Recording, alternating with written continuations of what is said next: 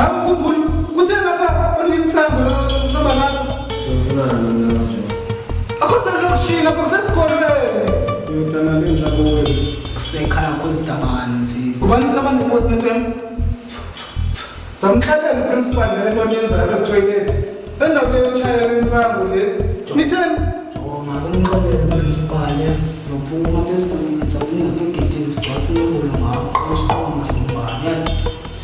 Lelulibalayo ngenyawo ngaphamu abazalo zonke lo ngami. Lethi go, lesive kuzidlala. Let's go. Sevaya ngithela. Molweni babukeli ekhaya ndinguluvuyo Storm Somkhenkce the-actor abantu nguSinethemba kwicebo ngiba esigela bandibiza abantu nguSticks yabo ya i-role endiyidlalayo kwicebo bendinjeya bengumntana onjeya e-high school yabo but bendinochatha yabo but ever since ke singabantu abatshintshayo be-evolvayo sizamele uba bangayilandeli abantwana abaza emva kwethu i-character esizihambeleyo ingaske babe nehlobo bezawo interacta ngalo bangenzi izinto bezisenzeka ngexesha lethu thank you. Molweni babukeli, igama lami ndingumfundi wayile Dosta.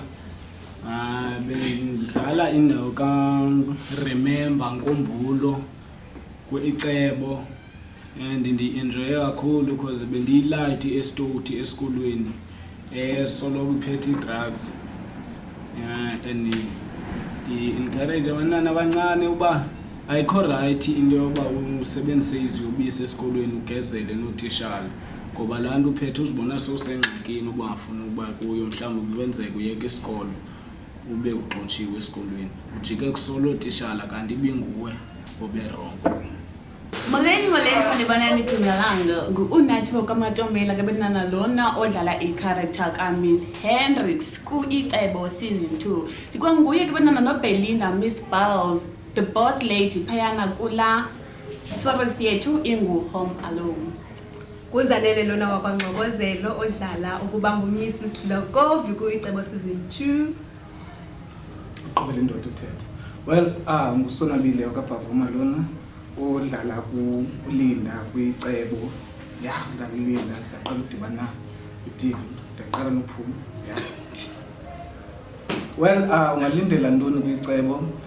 Like kuba isikolo esicorrupt, itishara, sikhona itishara ezizamuyilwa lento bakhona ba-against and then nombono ka wena umnyutsala ngapha siyaza uphela ithini.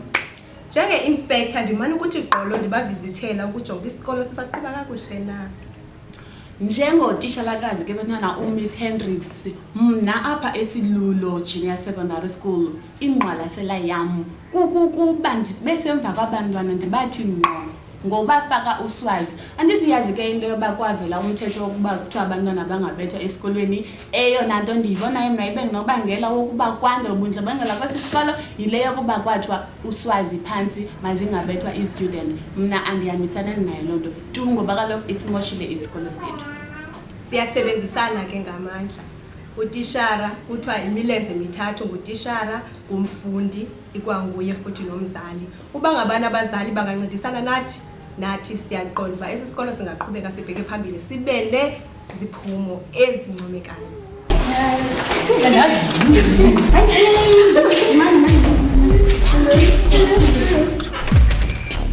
Ngiyenzani? Uzosenza ukuthi lost ke serious.